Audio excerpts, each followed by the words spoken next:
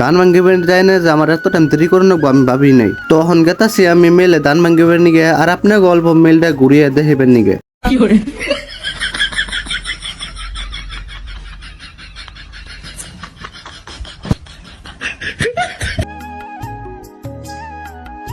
তো মেল আসার পরে দিই মেল বন্ধ, তারপরে ডাক পায় আনলাম, আনার পর খুইলা দিল। তখন আন্নাকে দেখায় মেল তিনটা আছে নে, এটা দিয়ে হইলো ধান ভাঙ্গায়, এটা দিয়ে হইলো মুজ ভাঙ্গায়, আর এটা দিয়ে হইলো চাইল ভাঙ্গায়।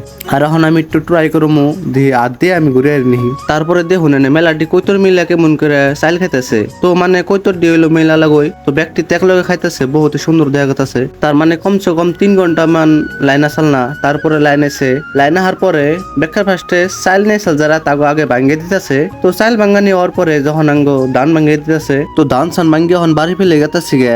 তারপরে এখন আঙ্গ এনেক রাস্তা দেখুন, রাস্তা তো না একদম নাকদানি গুছা খেত। তো একটু গায়ে আসলে আজকের ছোট্ট একটা ব্লগ। তো ভালো লাগলে কমেন্টে কয়ে যাইও। আর আজকের নিগে এই পর্যন্ত শেষ, দেখা হবো অন্য কোনো ব্লগে। তো আজকের নিগে টাটা বাই বাই।